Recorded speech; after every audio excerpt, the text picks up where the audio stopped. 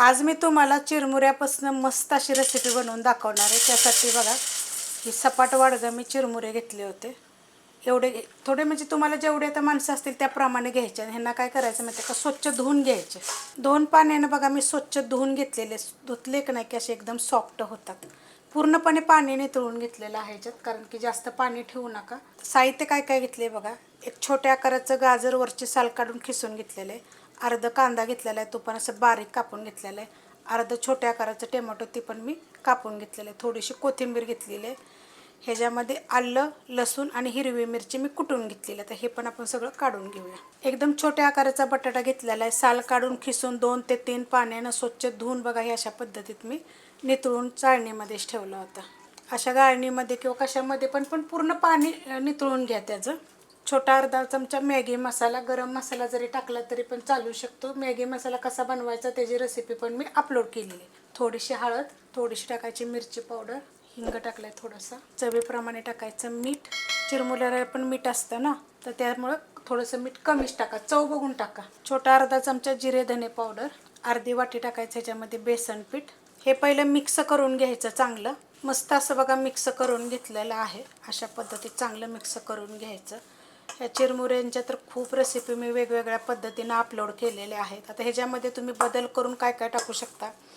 ह्या चमच्याच्या मापानं 2 चमचे शिमला मिरची एकदम बारीक कापायचे पातळ, आणि ती टाकली तरी चालेल। एक चीज टाकलं तर चालेल, अमूलचं चीज किंवा कुठलं पण चीज तुम्ही ह्या चमच्याच्या मापानं 1 ते 1.5 चमचा जरी टाकलं तरी चालेल, खूप छान लागेल। ह्याच्यामध्ये थोडंसं तुम्ही तांदळाचं पीठ जरी वापरलं तरी पण चालू शकते, पण चण्याच्या डाळीचं पीठ जरूर वापरा।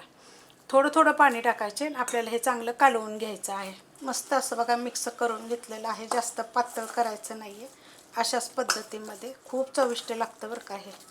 ह्याच्यामध्ये थोडीशी जिरेपूड, थोडीशी मिरेपूड जरी वापरली तरी पण चालू शकते। आपण बनवायला घेऊया। तवा ठेवलेला आहे गरम करायला, आणि त्याच्यावर थोडंसं तेल टाकून घेऊया आपण। तेलाच्या जागी तुम्ही बटर जरी टाकला तरी चालेल, आणि गरम होऊन देऊया। तेल चांगलं कडक गरम झालेलं आहे, आता त्याच्यामध्ये आपण सोडून घेऊया।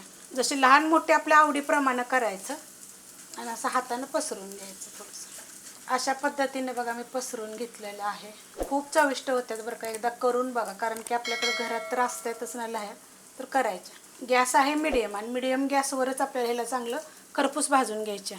1 मिनिटभर झालेलं आहे, आपण पलटी करून घेऊया।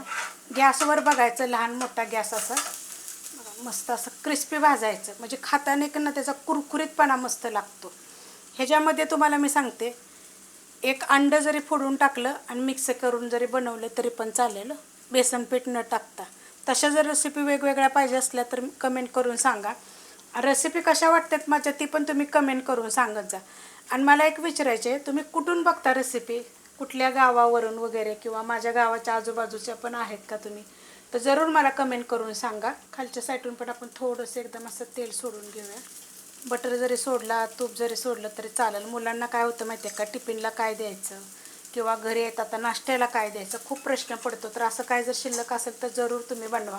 पातळ कोबी खिसवून जरी टाकला तरी चालू शकतं। तर खालची साईड आपण चांगली भाजून घेऊया। खालची साईड आपण भाजली का बघूया, मस्त अशी क्रिस्पी होते एकदम। तुम्हाला दाखवते, हे बघा, आणि इतकी छान लागते ना। आता खायची कशी माहिती आहे का, अशी कोरडी जरी खाल्ली तरी तुम्ही चालू शकते। पुदिन्याची चटणी, खोबऱ्याची चटणी, किंवा थोडंसं दह्याभर, किंवा असंच कोरडं, खूप छान। तुम्ही एकदा मुलांना टिफिनला पण असं करून द्या, किंवा घरात नाश्त्यालासाठी खूप चविष्ट। पण असं क्रिस्पी भाजायचं मिडियम गॅसवर, फास्ट गॅसवर भाजायचं नाही, काय होईल मग वरनं भाजलं जाईल, आतून हलकंसं कच्चं राहील। कच्चं राहत नाही, पण मी तुम्हाला सांगते कच्चं राहू शकतं। रेसिपी कशी वाटली मला कमेंट करून सांगा। बाकीचं अशा पद्धतीत मी बनवून घेते। रेसिपी आवडली तर लाईक करा, सबस्क्राईब करा, कमेंट करा आणि शेअर बी करा।